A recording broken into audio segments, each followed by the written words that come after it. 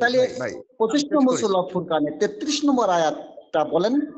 আপনি যদি এটা দিয়ে আর রসুলের ব্যাখ্যাতে বুঝাইতে চান, বলে দাও, আমি সুস্পষ্ট করা আর ব্যাখ্যা কি এক, তাহলে এই সূরা 25-এর 33 নম্বর আয়াতটি পড়ুন।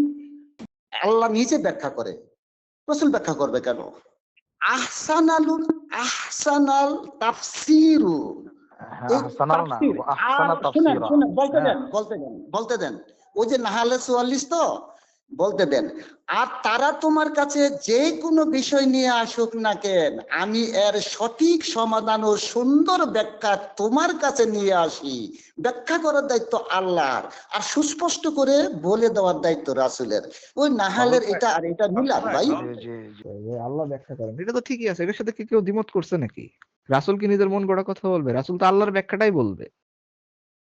রাসূলের যে ব্যাখ্যা ওটা তো আল্লাহর পক্ষ থেকেই আসে, ওটা মানে নিছে উনি, তো আলহামদুলিল্লাহ বলেন আপনারা সবাই। শেরশাহ ভাই, উনি নিজেই নিজের কথায় ফেসে গেলেন। উনি বললেন আল্লাহ ব্যাখ্যা নিয়ে আসে রাসূলের না, কাছে, উনি তো রাসূল মুফতি সেটা তাহমিদ আনাস ব্যাখ্যা ভাইকে করে সত্যায়িত দিবেন। করলেন, ঠিক আছে না?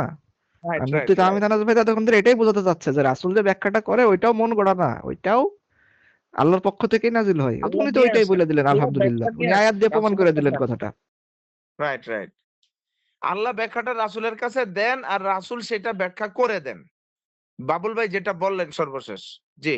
এবং না, এটার আল্লাহ অর্থ যে এরকম ব্যাখ্যাটা করেন রাসূল সেটা স্পষ্ট করে বলে দেন যে এই যে আল্লাহর পক্ষ থেকে ব্যাখ্যাটা নাজিল হয়েছে, এই যে এটা হচ্ছে ব্যাখ্যা, ঠিক আছে? রাসূল এটাই উনি ব্যাখ্যা করেন, বলতেছেন। আর রাসূল সুস্পষ্ট করে বলেন।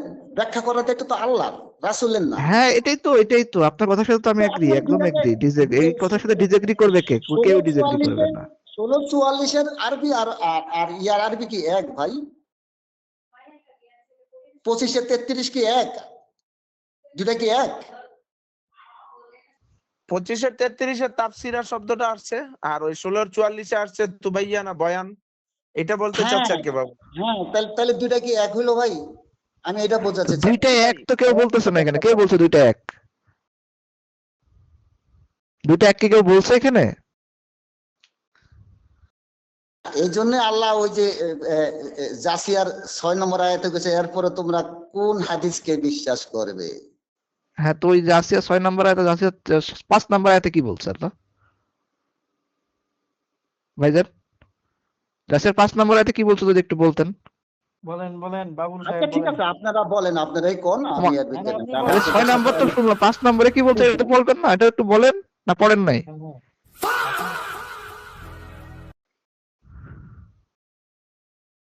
আল্লাহ কি শুধু 5 নম্বর আয়াতে নাজিল করছে জাসিয়ার? 6 নম্বর 7 নম্বর এগুলো কি বাদ তাইলে ভাই, নাকি? বুঝলাম না তো। এডি হন্ত্রী নাজালা হইতাছে। না ওইগুলো আপনি জিজ্ঞেস করতে পারেন। এই যে কি জানি নাজালা হইতাছে, মুংজিল হইতাছে, মুংজিল। না ভাই, এখানে এখানে বুঝানোর ক্ষমতা নাই কারো, আমার অন্তত বুঝানোর ক্ষমতা নাই। না বলেন, আপনারটা আপনি বলেন, শুনি আমরা আপনার কি না না, যেভাবে যেভাবে বলছে আমরা এইভাবে তো নিতে পারছি না, কারণ 10-এর 37 নম্বর আয়াত করলেও তো আরো 10-এর 37 নম্বর আপনি বলবেন। এখন কেউ যদি প্রশ্ন করে যে 10-এর 35-এ কি আছে, তাহলে এটা অন্যায় হয়ে যাবে, তাই না ভাই? ভাই বিপদে ফেলান কে ভাই? আমি আমার পছন্দের আয়াতের বাইরে কিছু পড়বো না ভাই। আমি আমার পছন্দের আয়াতের বাইরে কিছু পড়বো না। আপনার সমস্যা আছে কোনো? হ্যাঁ। না না, এখানে কারো প্রতি আমার কোনো অভিযোগ নাই যে এটা নিতে হবে, এটা মানতে হবে। যে যেভাবে পারছেন বুঝছেন মানেন, যা এই যে আপনি যে নীতিটা নিলেন, আল্লাহ যে বলছে যে আপনি যে আয়াত দিলেন কিছুক্ষণ আগে, যে তারপরে তারা কোন হাদিসে ঈমান আনবে? তা আল্লাহর কোন হাদিসে কি আপনি এই ধরনের এটা পাইছেন? তো বুঝবেন, কারো এই যে যার যার মতো করে বুঝা, ভাই এটাই তো জিজ্ঞেস করতেছে আপনার কাছে, যে আপনারা তো আল্লাহর হাদিস মানেন, তা আল্লাহর কোন হাদিসে কি পাইছেন এটা যে যার যার মতো করে বোঝা যাবে? শুনেন, আমি যেটা বুঝি এটা আপনি নিতে হবে এমন না, আপনি যেটা বুঝা কইছেন ওইটা আমার মানতে হবে, বিষয়টা এমনও না। তার মানে আপনার বুঝটাকে প্রশ্নবিদ্ধ করা যাবে না, জাস্টিফিকেশনও চাওয়া যাবে না, এটাই তো? এখানে তো নেওয়া না নেওয়ার প্রশ্ন তো কেউ বলেন নাই। কেউ তো আপনাকে বলে নাই যে আমরা যেটা বুঝি সেটা আপনি নেন, বা আপনি যেটা বুঝেন ওইটা আমি নেব, এটাও তো কেউ বলে নাই এখানে। আপনি যেটা বুঝতেছেন বলতেছেন, আপনার সেটা জাস্টিফিকেশন চাওয়া হয়েছে আপনার কাছে। এখন জাস্টিফিকেশন চাইতে গিয়ে যদি আপনি মিমিয়ে যান, ঠিক আছে? আপনি একটা আয়াত নিয়ে আসলেন ধাম কইরা, ঠিক আছে, সূরা জাসিয়ার।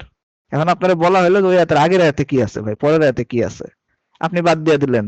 আল্লাহ কি এইভাবে কোরআন মানতে বলছে আপনাকে?